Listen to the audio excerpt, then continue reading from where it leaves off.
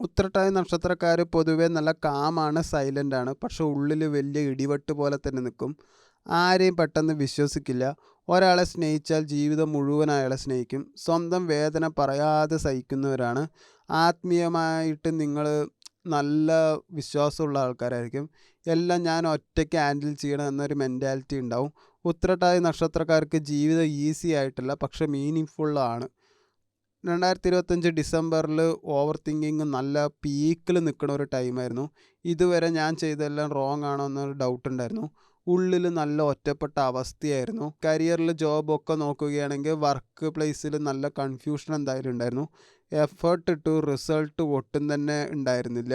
ചിലർക്ക് ജോബിൽ പ്രഷർ ഉണ്ടായിരുന്നു. അതുകൊണ്ട് ഞാൻ ജോലി മാറിയാലോ എന്നുള്ള വിചാരമൊക്കെ എന്തായാലും ഉണ്ടായിരുന്നു. റിലേഷൻഷിപ്പിൽ ഡിസ്റ്റൻസുമായി സൈലൻസും ആയിരുന്നു.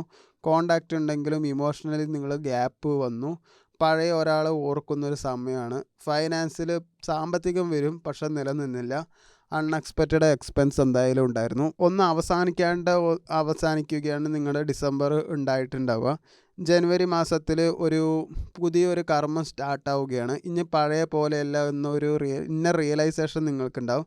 ജനുവരിയിൽ സെക്കൻഡ് ഹാഫ് മുതൽ ഒരു ചെറിയ ക്ലാരിറ്റി വരും. ജോലി സെർച്ച് ചെയ്യുന്നവർക്കൊക്കെ ഒരു ഇൻ്റർവ്യൂ പങ്കെടുക്കാൻ കഴിയും, പക്ഷേ അതിൽ റിസൾട്ട് കാര്യമായിട്ട് നിങ്ങൾ പ്രതീക്ഷിക്കേണ്ട.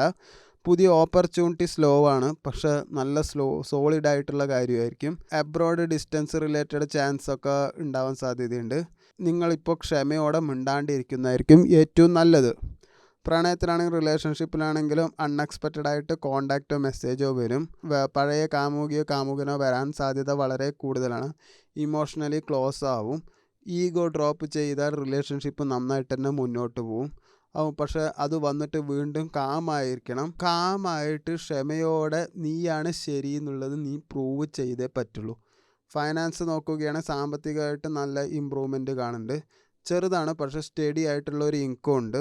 കടം കൊടുത്ത് കിട്ടാനും സാധ്യതയുണ്ട്. കിട്ടിയില്ലെങ്കിൽ ചോദിച്ച് വാങ്ങുന്നതാണ് നല്ലത്. ലോണ് അവോയ്ഡ് ചെയ്യണം. ഇൻവെസ്റ്റ്മെൻ്റ് ഒന്നും ജനുവരിയിൽ എന്തായാലും പാടില്ല. ആരോഗ്യപരമായിട്ട് നോക്കുകയാണെങ്കിൽ ജനുവരി 20-ാം തീയതിയൊക്കെ ആകുമ്പോൾ കുറച്ച് നല്ല സ്ലീപ്പ് ഇമ്പ്രൂവ് ആവും. ഉറക്കം ഒക്കെ നന്നായിട്ട് തന്നെ കിട്ടും. തലയിൽ നല്ല പ്രഷർ എന്തായാലും ഉണ്ടാവും, അതും കുറച്ച് റെഡ്യൂസ് ആവും. പ്രാർത്ഥന ഇതൊക്കെ കൂടാനും സാധ്യത വളരെ കൂടുതലാണ്.